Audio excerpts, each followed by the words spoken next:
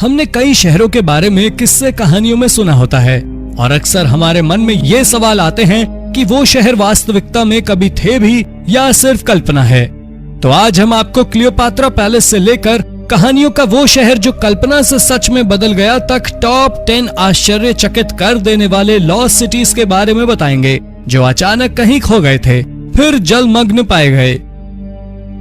Number 10, एंटिरहोड्स।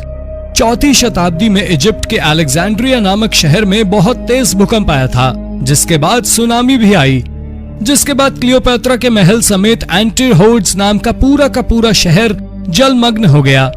इसी शहर में प्राचीन विश्व का एक अजूबा the light house of Alexandria भी था।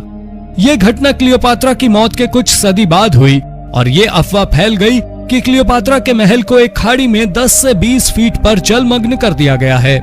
डूबा हुआ ये द्वीप 1990 तक एक रहस्य बना रहा, जब तक फ्रांस के फ्रैंक गुडियो नाम के एक पुरातत्वविद ने स्ट्राबो के द्वारा लिखी गई ग्रीक राइटिंग्स को पढ़ा।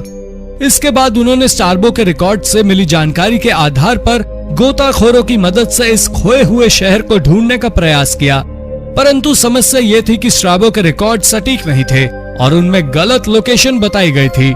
लेकिन कई प्रयासों के बाद फ्रैंक ने इस शहर को खोज लिया। इस शहर के अवशेषों की लगभग 140 चीजों को म्यूजियम में रखवा दिया गया है। नंबर 9, ओलस। 40,000 निवासियों का यह शहर ओलस प्राचीन क्रीट का डोरियन शहर था। एजियन सी में डूबे इस शहर के अवशेष तो इतने नजदीक हैं कि उन्हें नग्न आंखों से भी देखा जा सकता है। ओलस लगभग 100 खनन शहरों में से एक था जो 9000 से 300 बीसी के बीच फला फूला। यह उस समय के प्रमुख व्यापार मार्ग के साथ लगा हुआ था जो नॉर्दर्न क्रीट और एजियन समुद्र के साथ बाकी मेडिटेरेनियन को भी जोड़ता है। क्योंकि इस शहर के बारे में लिखित जानकारी रहस्यमय रूप से गायब हो गई थी, पुरातत्वविदों को इसके बारे में अवशेषों से ही पता चला है। अंडर वाटर सर्वे से पुरातत्वविदों ने यह पता लगाया कि ओलस एक संपन्न पोर्ट शहर था। सामान्य इमारतों के साथ अवशेषों में सड़कें और किले की बनावट वाली बाहरी दीवार भी मिली है। इससे कुछ सिक्के भी मिले हैं जिनमें 330 से 280 बीसी की तारीख अंकित है। वहां की लिपि से इस शहर के प्राचीन नॉसस और रोड्स द्वीप से कनेक्शन के संकेत मिलते हैं, पर इसके जलमग्न होने के कारण अभी तक साफ नहीं हो पाए हैं। नंबर 8, द्वारका। उत्तरी भारत के गुजरात में स्थित ये शहर द्वारका एक पवित्र धार्मिक स्थल है और देश के 7 सबसे प्राचीन धार्मिक शहरों में से एक है। पर इसी शहर का एक प्राचीन रूप हिंदू देवता श्री कृष्ण के समय का माना जाता है, जिसे लोग सिर्फ हिंदू मिथक कथाओं का एक हिस्सा मानते थे। लेकिन अब पुरातत्वविदों ने पुराने द्वारका शहर के अवशेषों को जलमग्न ढूंढ लिया है। माना जाता है कि श्री कृष्ण ने अपनी दैवीय शक्तियों का प्रयोग करके इस शहर को बसाया था। मान्यता यह भी है कि द्वारका में शुद्ध चांदी के बने 9 लाख महल थे। सुंदर फूलों के बगीचों, पक्षियों वाला यह शहर एक सुंदर और संपूर्ण नगरी था और श्री कृष्ण की मृत्यु के बाद यह शहर समुद्र में डूब गया। इसके अवशेषों में stone built jetty, triangular stone anchors, stone sculptures जैसे कुछ अन्य अनआइडेंटिफाइड स्ट्रक्चर भी मिले हैं। एंकर्स के बनावट से पता चलता है कि 3वीं सदी बीसी से 13वीं सदी एडी के समय द्वारका सबसे व्यस्त बंदरगाह था। कुछ पुरातत्वविदों का कहना है कि यह साइट 9500 वर्ष पुरानी है। नंबर 7, फैनागोरिया। 543 बीसी में प्राचीन ग्रीक लोगों द्वारा एशिया माइनर, जो कि आज का समय का टर्की, उसमें युद्ध के समय खोजा गया शहर फैनागोरिया टामेंसुला, आज के समय का रूस, उसका कोस्टल सेटलमेंट है। 190 के एकड़ के क्षेत्र में फैला यह शहर ब्लैक सी पर स्थित सबसे इन्फ्लुएंशियल सेटलमेंट था। फैनागोरिया में कई बार हमले किए गए, लेकिन रोमन एम्पायर के प्रति इनकी ईमानदारी और समर्पण की वजह से हर बार इसके दुश्मनों को इसे जीत पाना मुश्किल रहा। पर आखिर 4वीं सदी में हंस ने इस पर हमला करके इसे नष्ट कर दिया। 10वीं सदी तक फैनागोरिया ने फिर से उबरने का प्रयास किया। उसके बाद इसके अवशेषों पर नया शहर बस गया। 16वीं सदी में इस शहर का 1/3 हिस्सा समुद्र में डूबा हुआ खोज लिया गया। इसके अवशेषों को पानी से बाहर लाने और उन पर रिसर्च का काम अभी भी चल रहा है। Number 6, Port Royal. एक समय पर most wicked and sin city के नाम से जाने वाले शहर पोर्ट रॉयल को जमैका के दक्षिण पूर्वी कोस्ट पर खोज लिया गया है। 17वीं सदी के आखिर में यह दुनिया का सबसे बड़ा यूरोपियन शहर बन चुका था।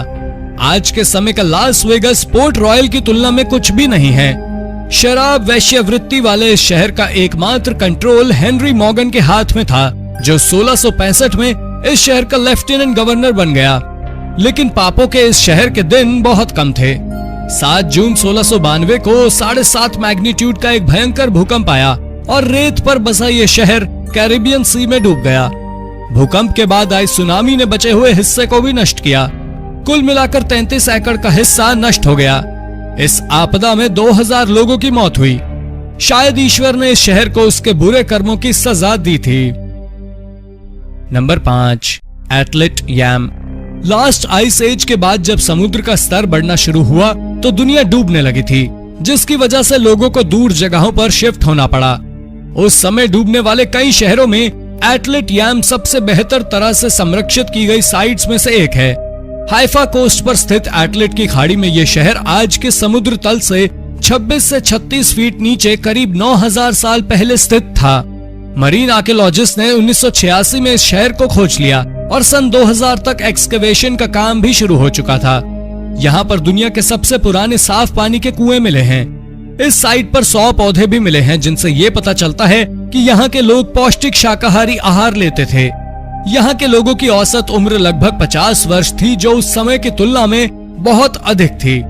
इस शहर में मलेरिया और टीबी के मरीजों के होने के भी साक्ष्य मिले हैं। इससे ये पता चलता है वैज्ञानिकों के अनुमान से भी 3000 साल पुरानी है टीबी की ये बीमारी।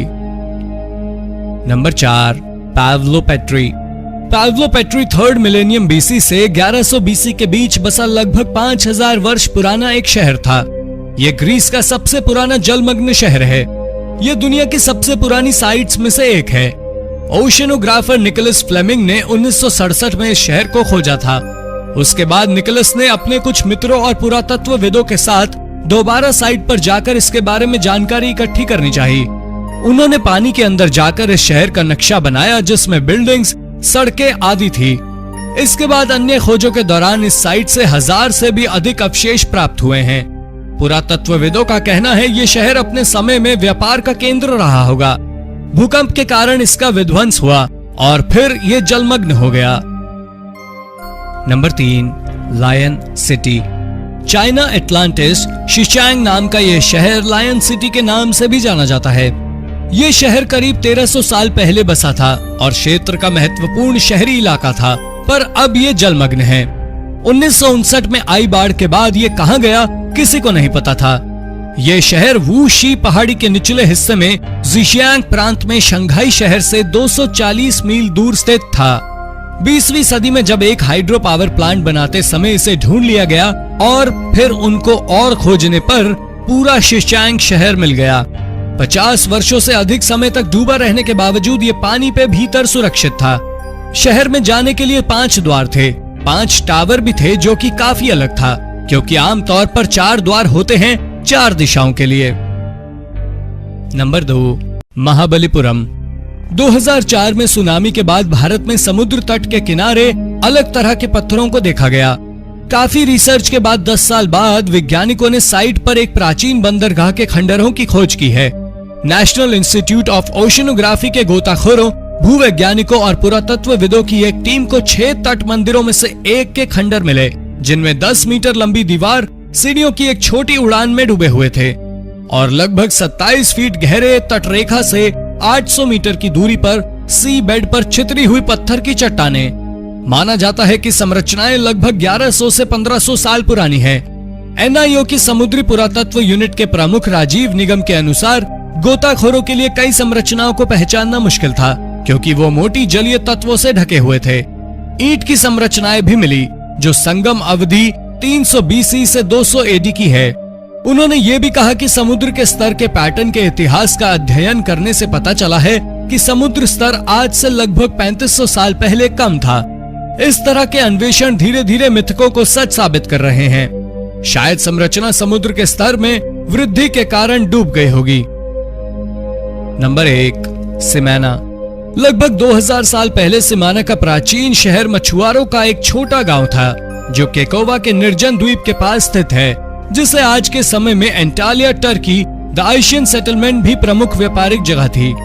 लिशियन सभ्यता वर्तमान तुर्की के मध्य तट के लिए अद्वितीय थी, जिसकी वजह से सिमाना एक महत्वपूर्ण आर्कियोलॉजिकल साइट बन जाती है। लिशियन सबसे पहले लोकतंत्री राज्य था। सिमाना साइट के अवशेषों को समुद्र तल से कुछ नीचे जाकर देखा जा सकता है, लेकिन अगर आप इसे अपनी आंखों से देखने की इच्छा रखते हैं तो आपके हाथ सिर्फ अफसोस लगेगा, क्योंकि इस साइट को सुरक्षित रखने के लिए यहाँ पर गोताखोरी बैन है। तो दोस्तों, ये थे वो शहर जिन्हें जलमग्न होने के बाद भी ढूंढ लिया गया। ऐसी ही रोचक जानकारी पाने और हमसे जुड़े रहने के लिए हमारे चैनल को सब्सक्राइब करना ना भूलें। धन्यवाद।